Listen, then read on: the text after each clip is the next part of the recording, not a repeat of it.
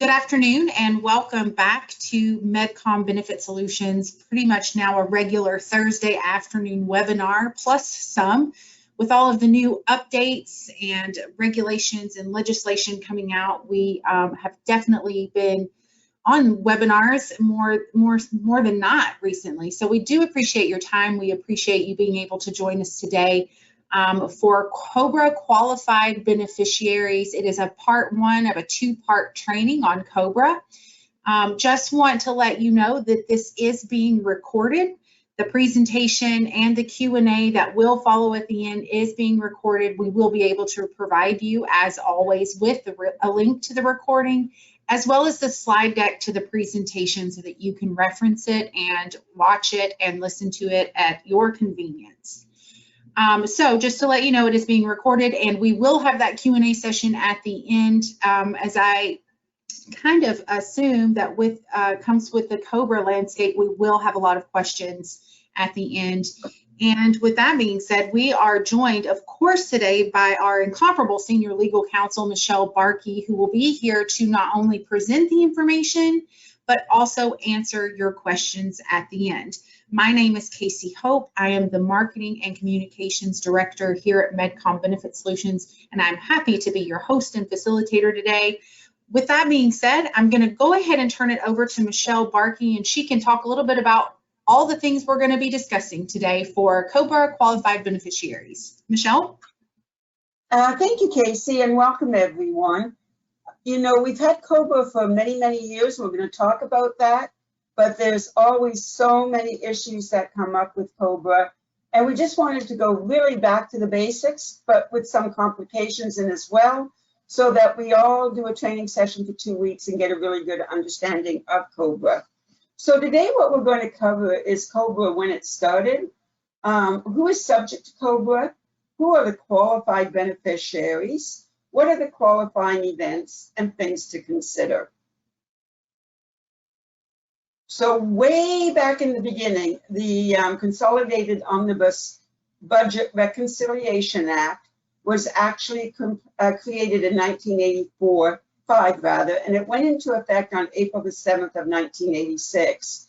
Basically, what the purpose of it was it mandated the continuation of most employer group health coverage after employment end or after certain qualifying event. The whole goal was to keep people covered under their group health plan. Back then, we did not have marketplaces. We had a lot of uninsured people, so this was a way to continue that health plan coverage. COBRA was primarily to help those with pre-existing conditions, because yes, indeed, back in the 90s and the 80s when this was created, we still had pre-existing conditions, and those did not go away until 2010 with the Affordable Care Act. And overall, believe it or not, COBRA is the same as it was in 1985, with just a few changes to enhance it or update of the DOL model notices. But that doesn't mean that there hasn't been case law throughout the way, and it doesn't mean that there hasn't been a lot of questions throughout the way as to how to handle different scenarios under COBRA. So the employers that are not subject to COBRA are church plans and the small employers that have less than 20 employees from the previous calendar year. Part-time employees are added through complex calculations. You think the calculations were hard for the ACA? Worse for COBRA, but 20 is a very low number of employees. And then the small employer exception also, you count all employees in a control group like you would with the ACA, but this is the only law that we have for benefits that we actually count employees outside the United States. With the Affordable Care Act, we only count the ones inside, but here we count everyone outside of the United States as well. And then what happened is, since COBRA was limited by the church plans and by those employers under 20, a lot of states decided this was not a bad idea, and they started to form state continuation programs where you could actually, if you were a very small group and you weren't subject to federal COBRA, you could get state continuation. And then what some states did is they said, you know what, we're going to incorporate the goodwill of COBRA. And some states even said that after you finish COBRA, you might have a short period of time still on state continuation. So, you know, COBRA is regarding health plans. Group health plans offered by private and public employers must be offered COBRA. So how do we know if it's offered by employers and whether it's a health plan? Well, the first thing is, does it provide medical care? And then under the ERISA language, is it established and maintained by the employer? Is that where the plan comes from? And if so, it equals a group health plan. And yes, we must cover it under COBRA if you are a large enough employer, 20 or more over, and you're not a church plan. And medical care is usually defined by the Department of Labor as a hospital or physician care, surgery, prescription drugs, dental, or vision. That is what a group health plan is. So where you see the group health plans is, you know, the HMOs, the PPOs, the point of service, dental and vision coverage plans, FSAs, and HRAs. You will also see the same plans when you talk about HIPAA. Then we also cover wellness plans if medical care is provided, EAPs, employee assistance programs if medical care is provided, on-site clinics that perform more than basic first aid, and retiree-only medical plans. I want to talk just a little bit about those on-site clinics. So for an example, you're a large enough company and you decide, I'm going to set up a clinic on site. You might be an industrial company, so that if one of my employees gets sick, we can send them to the clinic, we can take a look at them, and maybe we get them back to work earlier. But the issue with the on-site clinics is that they are potentially a COBRA benefit eligible plan. And here's a scenario that can set everything astray. What if you have an employee that you terminated for cause, not a very good employee, didn't reach to that to the effect that he had gross misconduct, but he just wasn't a good employee. You terminated him, and he said, okay, I am going to come back to that on-site clinic. I am going to choose COBRA for that on-site clinic.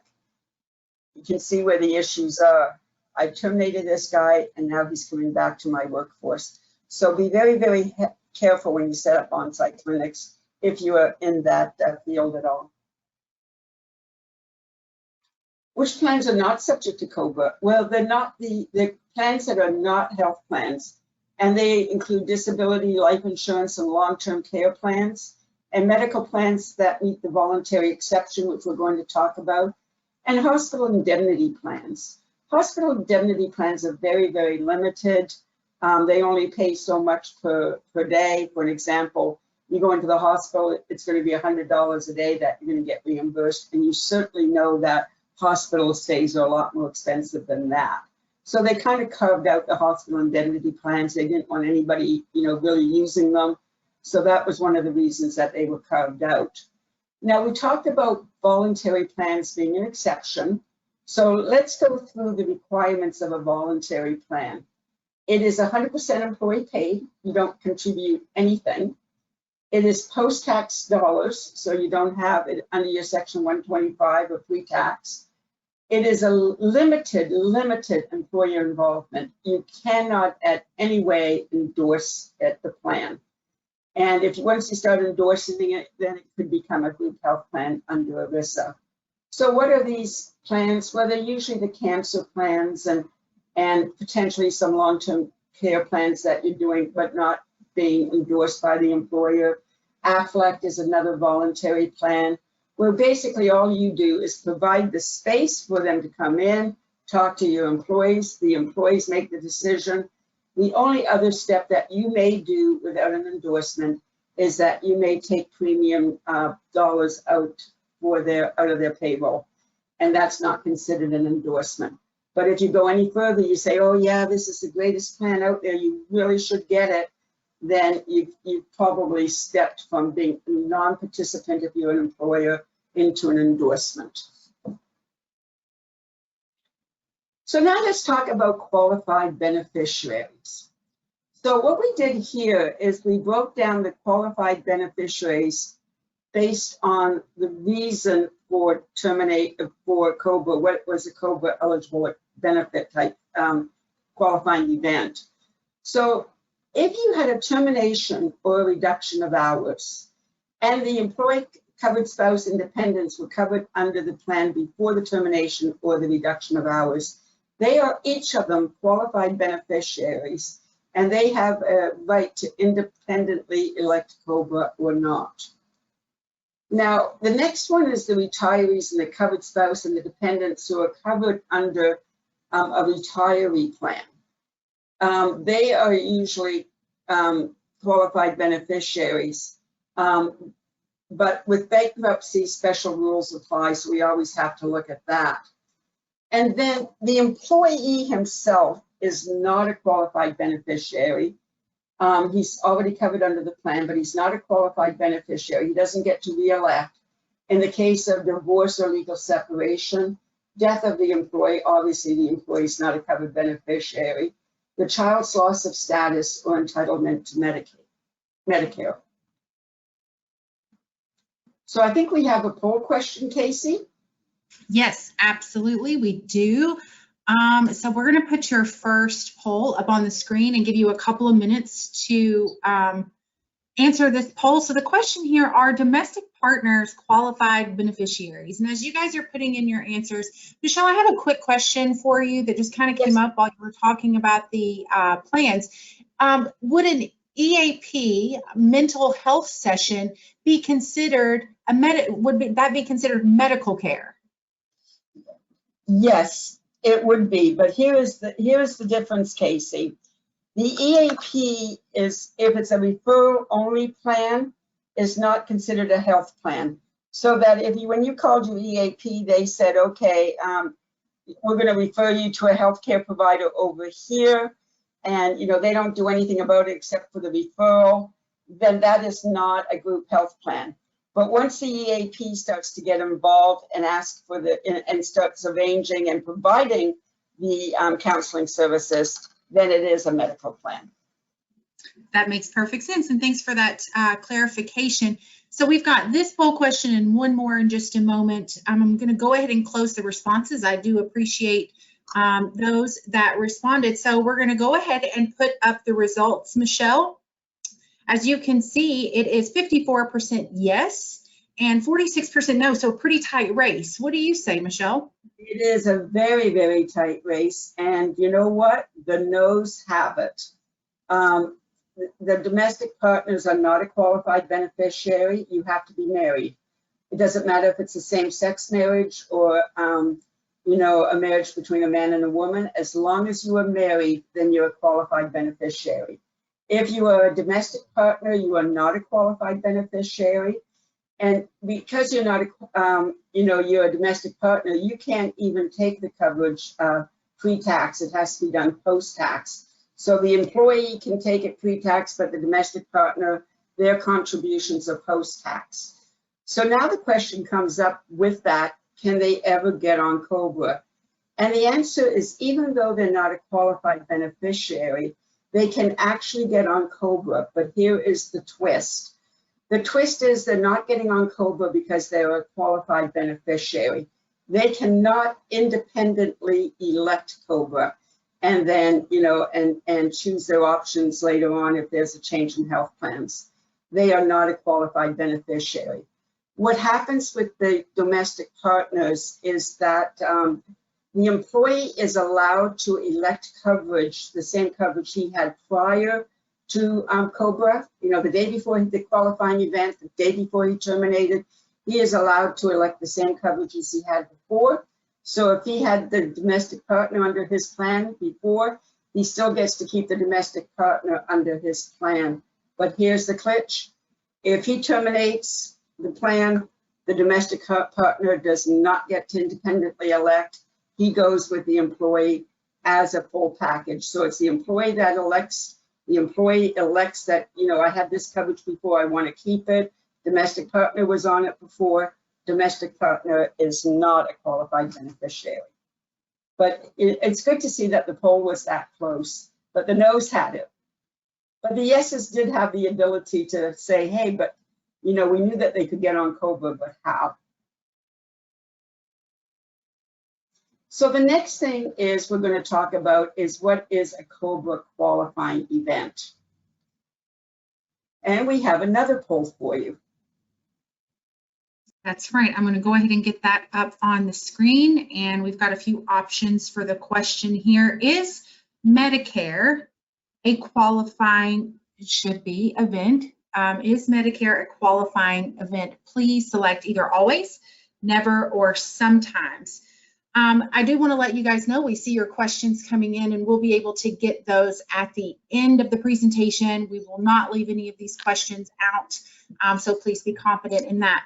I want to take a moment to let you guys know that we do have a bill that is potentially being signed into law. I believe, Michelle, you said tomorrow, called the American Recovery Act, and it has outlined more regulations, more restrictions, more information about COBRA. Medcom is going to be hosting another urgent news update about this act next Tuesday afternoon at 2 p.m. So go ahead and mark your calendars. I am working on getting that webinar set up in our system so that I can email everyone who is on today, plus send it out in another communication later this afternoon so that everyone can register for this new update about the new legislation being signed into law as of tomorrow, the American Recovery Act. And of course, Michelle and I will be on hand on Tuesday. Michelle to deliver all of the important information and me just to provide my support. So we have several people who have voted in this poll, and I'm going to go ahead and close it out so I can share the results for you. So is Medicare a qualifying event? And our result, 40% say always, 18% say never, and 41% say sometimes. Michelle?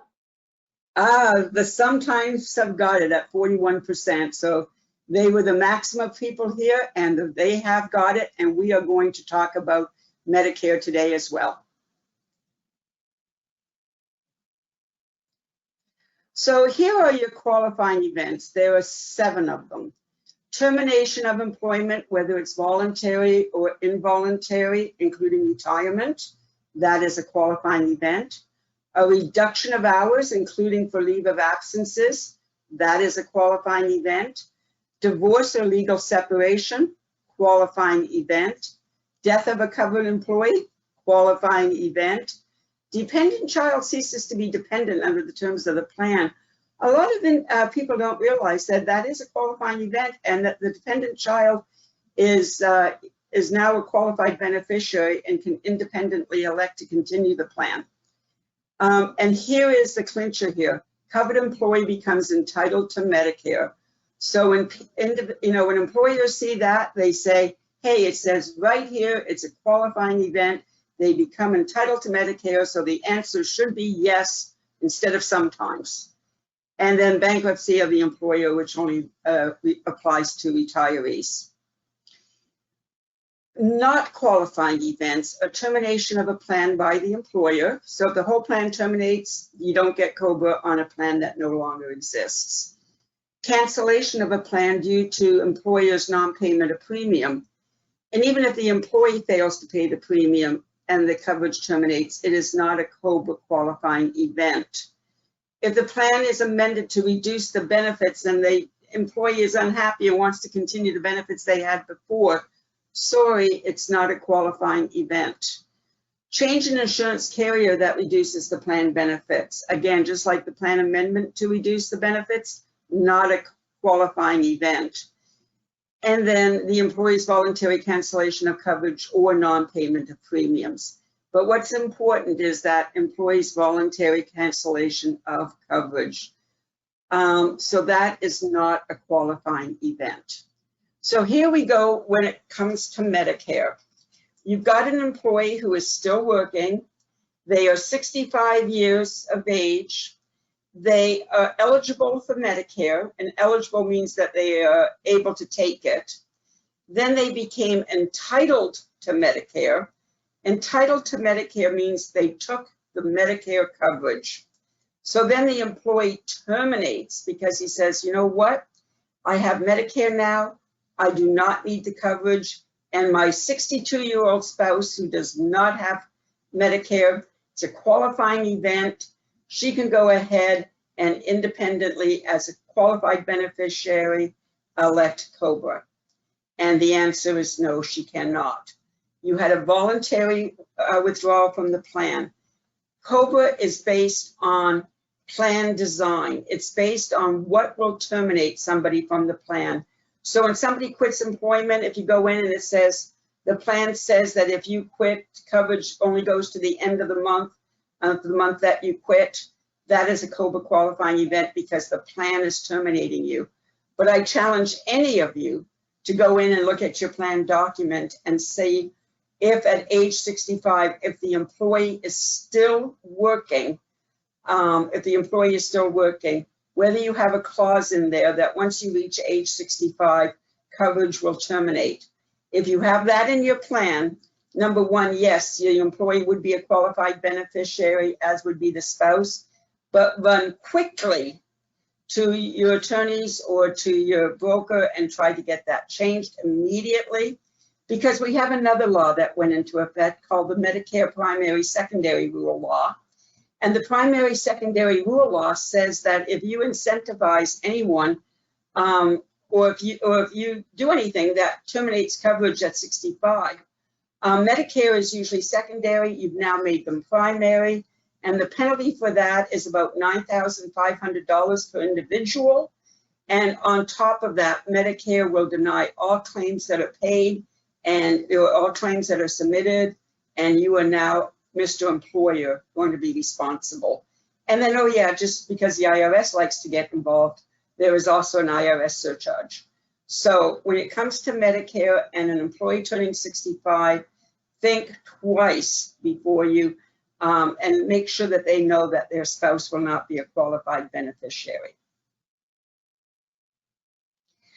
So maximum coverage periods.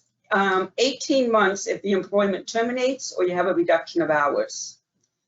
There is a 36-month coverage period if the spouse has a divorce or a legal separation. There is a loss of dependent status, so that child that just reached the age of 26 and you covered him to the end of the month following the age 26, he now has an independent right to elect COBRA if he was on the plan, and he would have 36 months of coverage. If the death of the employee, 36 months of coverage. And then Medicare entitlement, 36 months of coverage. But we still have that caveat that you don't get to do it for somebody who turns 65 and is still working and has coverage under the plan. Where this typically happens is in a retiree plan. So you have a retiree plan and you say the plan terminates at age 65. That's great. That's wonderful. You're not taking primary or secondary. You don't have a primary or secondary rule in effect. They're no longer working for you. They can get 36 months of coverage. And the maximum coverage period is measured from the date of the triggering event. So we always have to look at what that triggering event is. So that basically this is, how we always look at everything. The first thing is we start, and has a triggering event occurred? And if yes, has there been a loss of coverage or plan coverage?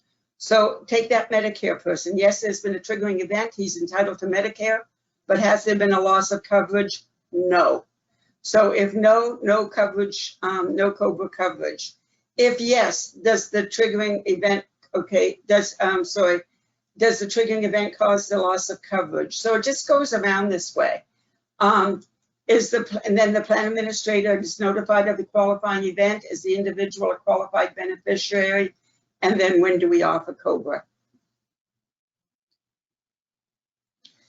So disability extension. So you have an individual who goes off work and he's on disability, and he goes off work and he's not disabled at the time. Well, he might go off work because he's disabled. And typically he can get 18 months of coverage. But with the disability extension, it can go to 29 months. But here are some of the things that you have to do. It only applies if the initial qualifying event was termination of employment or a reduction in hours. That's the only time it works. So the employee has to either terminate or have a reduction of hours, and then this disability extension can potentially apply. They must receive determination of Social Security disability within the first 60 days of COBRA coverage or previously. So it's not like they can receive disability notices way into COBRA, they cannot. And then 60 days from receiving the notification, but before the 18 months. So if they get the notification towards the end, after 18 months, it doesn't apply. But again, sometimes it's retroactive. And the extension applies to all qualified beneficiaries, including spouse and children, and it allows them to independently elect.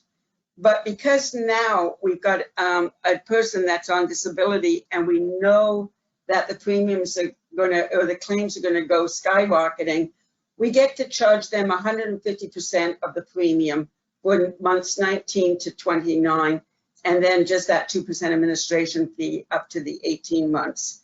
So those are some of the things that we have to look at. Now, second qualifying events are another fun thing where you get to extend that event, that 18-month event, so that typically if you have a termination of employment with the employee or a reduction of hours, you get that 18-month qualifying, that 18 months. But it occurs when a new qualifying event happens during the initial 18-month of coverage or the 29 months of disability extension. And extends the coverage to 36 months, but the extension only applies to the spouse and the dependents. And it only happens if there is a termination or a reduction in hours on the employee. So in that case, if there is a secondary event, it can go up to 36 months. And those events are divorce, legal separation, loss of dependent status, death of the employment, or medical entitlement. And again, we always caution to you, it's rarely a secondary qualifying event. We have to be very, very careful here with Medicare. But if you look at those secondary events, let's say that the spouse divorced the employee during the time that he was employed and he wasn't on COBRA, but now she's no longer entitled to the plan because she divorced. How much time would she get? 36 months.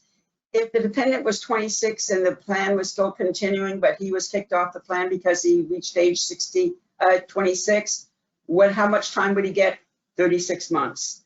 What about the death of employee? And the spouse and the dependents automatically get 36 months. So we don't shortchange them if that event happened after the initial qualifying event. They would still be entitled to the 36 months that they would have been entitled to had these events happened prior to the first qualifying event. So let's look at the qualifying events. Termination of employment, it's 18 months, the maximum period of coverage, possible for qualified beneficiaries, the employee, spouse, and the dependent, and maybe a secondary qualifying event. Nope, so you only terminate or we have a reduction of hours once. So that's for the termination and the reduction of hours. Divorce, legal separation, death of the employee, loss of child's dependence, and entitlement to Medicare. Automatically, you get 36 months. Only spouse and dependents may elect. And there may be a qualifying event. Maybe the first qualifying event was the employer had a termination of employment. You got the 18 months, and halfway through it, you get the 18 months on month 9. You get divorced. Now you're up to 36 months. And then bankruptcy of employee only applies to retirees, their spouse, and beneficiaries. There are some special rules of bankruptcy for retirees. Now, things to consider. We always say if you make sure your clients have outsourced COBRA administration and report qualifying events timely so that COBRA election notices are provided to the qualified beneficiaries. Help your clients to understand what is and what is not a qualifying event. And if you're an employer, make sure that you understand as well. Always be aware of tricky scenarios. Whenever you talk about Medicare, stop, look, and think. And then if if you need to, call your broker, because we really do need to make sure that people really understand that Medicare entitlement and Medicare primary, secondary rules come crashing against each other, and we've got to be very, very careful. So at this stage of the game, Casey, do we have any questions? Absolutely. Yes, we do have some questions. I'm going to go ahead and say, if you have any additional questions, go ahead and put them in there. I'm going to try to take these as they kind of came in and group some together that are kind of related. As some additional questions are coming in, as you know, Medcom has additional solutions that we provide. So it's not only educational webinars and tools for you to better help your clients, your participants, but we do offer ACA employer reporting and penalty appeal support. We do HIPAA, privacy and security solutions. Our training is impeccable. It's an excellent solution that we offer here. We also do administration of consumer-driven health plans and COBRA premium billing administration, as well as a long line of services under health and welfare compliance. We're going to go ahead and move into the questions portion. So Michelle, kind of taking it all the way back to the beginning when we were talking about EAPs, we talked about the mental health sessions. So just a question here, if the employer allows, I'm sorry, I skipped over that.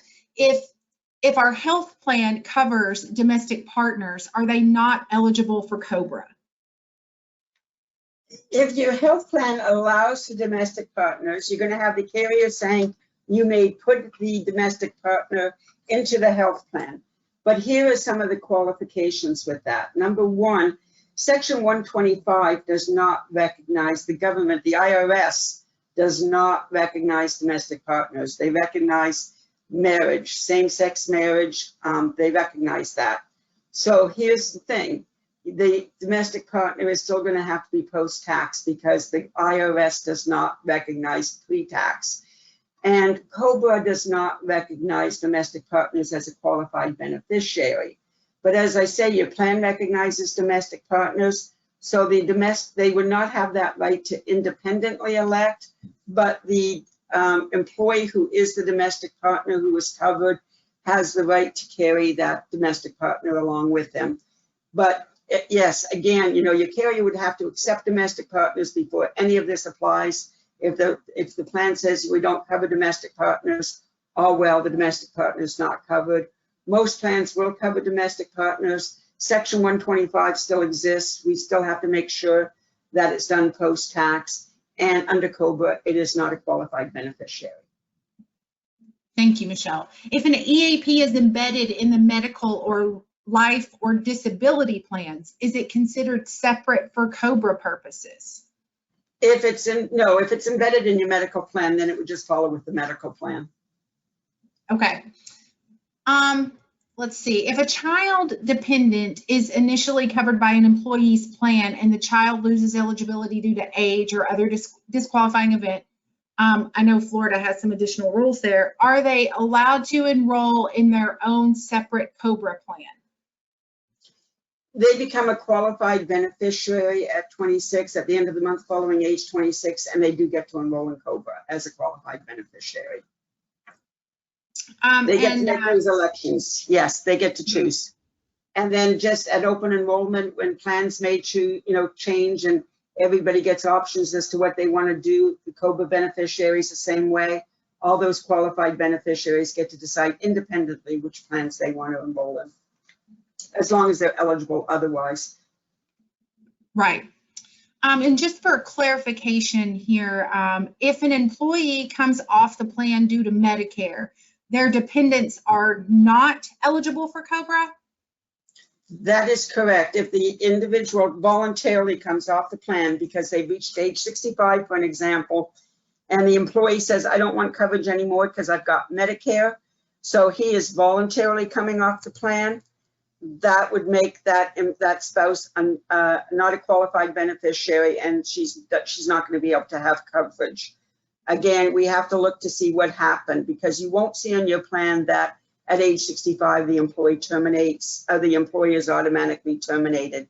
If you have a retiree plan, for an example, and the retiree plan says that the coverage of the employee terminates at age 65 and the spouse is 62, then because it's in the plan document, terminates at age 65, he's reached age 65, the spouse will now be a qualified beneficiary and can continue. If you have somebody already on COBRA, an employee that's already on COBRA, and then he reaches the age of 65, and COBRA terminates at 65, because again, you're not talking about an active employee now. You don't have any ADA issues and you don't have any Medicare primary secondary rules.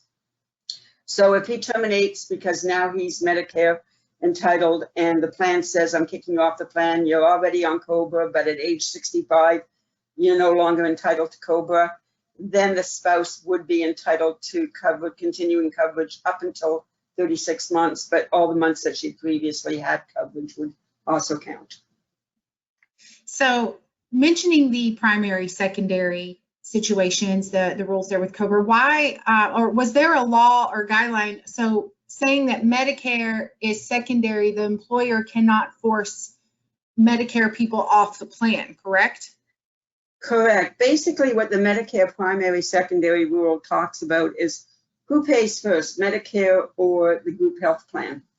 And of course, the government is trying to save money. So if the group health plan would normally pay first, and for example, somebody who is who is an employee and then is 65 but continues to work and decides to take Medicare and the group health plan, the group health plan pays first, Medicare pays second. Now, I'm an employer and I'm kind of worried about that because, he's Medicare, he's got Medicare, but, I'm primary, the group health plan is paying primary and, he's on Medicare. So he may have some high bills. He's older. And what if we incur these large bills, or what if we've already incurred these large bills? How do we get him off our plan and just let him keep Medicare? And so some employers used to say, hey, we'll just pay for any supplemental plan he wants. He wants to go to AARP and get the Medicare sub, we'll pay for that. That's incentivizing. That will get you a $9,500 fine, plus you're now responsible paying primary for all the claims. So not a good idea. You have to be very, very careful with those primary, secondary rules. And again, think of what the government is trying to achieve. They're trying to achieve paying the least amount possible under Medicare when somebody is still working. So think of the government, they're always trying to save money. And I'll just give you a little tantalization for next Tuesday. They're doing something with the COBRA subsidies, but they put in a little caveat in there again, trying to save some money, even though I don't think it's gonna happen. But just again, always think that they might try to shortchange, but you cannot, you have to be very, very careful when you're talking about an active employee, 65 years old, still working, and when they drop out of the group health plan, if they were on it to begin with, it is a little bit of a red flag to the government to see whether or not you entice them to come off the plan. We have not had any case law now that says if you tell the spouse, okay, you can come off the plan, he can come off the plan and we'll talk the carrier into covering you, or we'll do something special for you. I think that the government might look at that as an enticement. So we have to be very, very careful. So just as a clarification tag on to this, so it kind of sounds like Medicare entitlement will almost never cause involuntary loss of coverage. Is that right? It will, as long as the employee is working. If the employee is on a retiree plan or he's already on COBRA and not working, go for it. But as long as that employee is working, it will be a voluntary terminate, not involuntary. Yes. Got it. Okay, so going back, got a couple of questions on dependents. So a dependent that loses coverage due to aging out could have COBRA longer than the employee who elected COBRA due to the termination. Is that right? Yeah, the independent qualified beneficiary can get it for the dependent can get it for 36 months, yes.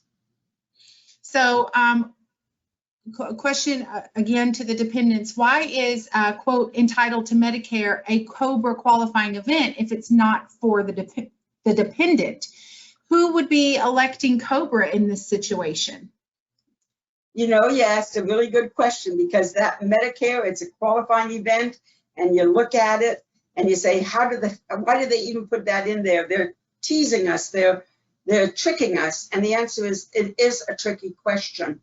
And the reason being is that, as I mentioned, there are other reasons where Medicare would be a qualifying event, i.e. on a retiree plan, or i.e. if the employee was already on COBRA. And when he was already on COBRA, he reached 65, you can terminate him there. So there are situations where COBRA would be a qualifying event. Think retiree plans, that's the easiest way to think of it.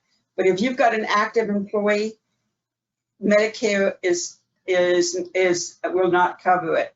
There's two things that you need to do that in order, and I guess let me explain it this way, because it is a very complicated area.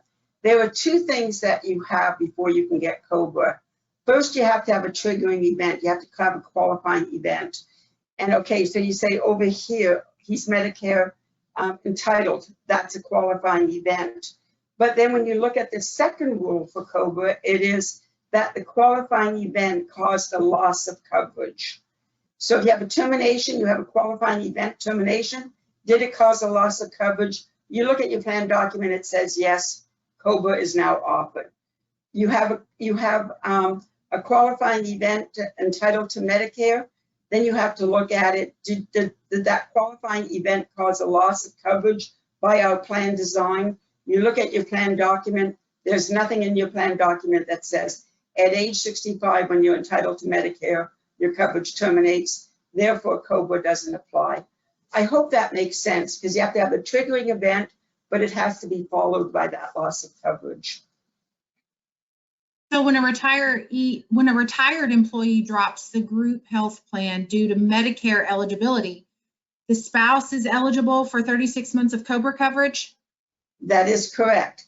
And your retiree plan is set, it's not under the normal group health plan, right? A lot of companies don't provide a retiree plan, but right. Maybe you have a retiree plan that says at age 55 you can retire, and anywhere between 55 and 65 we're going to offer you COBRA for the 18 months. But if you took the early retirement at 64, then we're going to say in the plan at age 65, when you get entitled to Medicare, your coverage stops. But now your spouse has lost coverage because your husband got kicked off the plan, or the wife, the spouse got kicked off the plan. Therefore, now you've got a qualifying event, Medicare entitlement, plus the loss of coverage. Bingo, you got COBRA. Okay, so while we're talking about the 18 months, 36 months. So this was a question I was kind of wondering about when you were talking about it. When a secondary qualifying event occurs, does the 36 months include the months leading up to the secondary QE, or does the clock start at the secondary QE of it? That is very, very good question. You get 36 months total. So if you've already spent 17 months, then you just get 36 minus 17. You never go over 36 months total. Got it. Okay. So we get a couple of questions on the charge, the 150%, that kind of thing. For a fully insured plan, which is what this person has seen, the rate for normal COBRA and extended COBRA due to disability is the same. Can an employer charge 150% and keep the 50%? You can charge up to 150% for COBRA. On a fully insured group, I would certainly ask your carrier why they're not charging the full amount, because you can go up to 150%. And the idea is because of the claims experience, the claims are going to be higher and your experience may be higher. So you may be losing money. But on the COBRA, for the disability between the 19th month and the 29th month, you can charge 150%. So have you ever seen, Michelle, an employer charge 150% for the extended COBRA due to disability? All the time. Huh. So we're going to talk a little bit about leave of absence. Does, let's see, can you comment on leave of absence scenarios where the employee still has coverage but stops paying the premiums? Is this a qualifying event? Again, a qualifying event is where you have a triggering event that causes a loss of coverage. In this case, what you're describing is a qualifying event that has no loss of coverage. The loss of coverage only occurred because of a non-payment of premium, which is not a qualifying event. So let me take it one step further, because I would be remiss if I didn't mention Family Medical Leave Act. Under FMLA, benefits have to continue. You don't have the option. It's a pay, it's a 26-week. If you're eligible for those 26 weeks, benefits must continue for those 26 weeks. However, there is a few caveats here. The employee can say, you know what, I don't want to keep the coverage because I don't want to pay the premiums. So I want my, I don't want to continue the coverage. He can do that. That's fine. And at that stage of the game, you're not really, and this is a very hard concept too, you're not terminating the coverage, but you're suspending the benefit. So you suspend it, and then when he comes back, he says, okay, I'm ready to start coverage again. He's allowed to start coverage again when he comes back with no waiting period and paying the premiums moving forward. If he doesn't come back to work, that's when COBRA would pick up, and when he doesn't come back to work. So again, with FMLA, you have to be very, very careful. Now, if somebody's on FMLA, you make an agreement beforehand because you had the opportunity to make that agreement, and the opportunity to make that agreement because he was going off on an elective surgery, and you had time to sit him down and talk about FMLA. And he said, you know what, I want this coverage. And then all of a sudden, he stops paying the premiums. Well, you can suspend the premium payments again at that point and suspend the coverage. He comes back to work. It goes immediately back to benefit. He doesn't come back to work. Now he's COBRA. Got it. Thank you, Michelle. We have a few, the last few questions kind of go back to the domestic partner situation. Just asking for a little bit of clarifications about when they're actually eligible for COBRA. So if the domestic partner coverage is allowed, how is that premium taken post-tax when the rest is pre-tax and it's a combined rate for employee plus spouse and or domestic partner? Do you know how this is broken down? I think that has to be a reasonable way to break that down. I don't know exactly how it gets done, but I know under Section 125, pre-tax does not cover the spouse. So what I would think I would do is I would look at it, well, what would you pay for the employee? Now he's chosen employee plus spouse. That difference would have to be post-tax. The employee could do it pre-tax, but the difference for the post-tax between employee-only coverage and the employee plus the domestic partner plus the spouse. So that is the way it should be looked at, because Section 125 does not recognize domestic partners. They recognize marriage. So any same sex or any partners that get married, it's now recognized. And for domestic partners, I'm not even talking just same sex domestic partners. I'm talking about men and women who live together but never got married. Those would also be domestic partners. And they would be post-tax until they got married, if they get married. So we have a question going back to your FMLA just a moment ago. If there's no coverage during FMLA because the employee doesn't want to pay and the employee doesn't come back, what is the COBRA qualifying date? The COBRA qualifying date is the date that he doesn't come back. Okay, I gotcha. Yeah, okay, I think that was just another question that just came up. So now let's talk one more thing about FMLA, since you guys are on a little bit of an FMLA roll, and I love it. So say, for example, the employee goes off on elective surgery, and when you're talking to him beforehand, because you have enough opportunity, you, Mr. Employer, as being a really nice guy, and you say, you know what, I am going to collect I'm going to pay your benefit premiums, during the period of time that you're off on FMLA. And then when you come back, we'll deduct $100 extra per pay period in order to collect this money. And, when you come back, the question often arises, if he doesn't come back, can you collect that $100? And the answer is yes. There may be some payroll issues. You may not be able to do it under PTO that is left or anything like that, but you could certainly go ahead and tell him he owes you this money. But there is one caveat when you cannot do that. If he doesn't come back because there were complications or he's staying out for the same reason that he took FMLA to begin with, and he's not able to come back to work, then you've lost those premiums. You can't ask for them back. I got it. Okay, we have one last question, Michelle.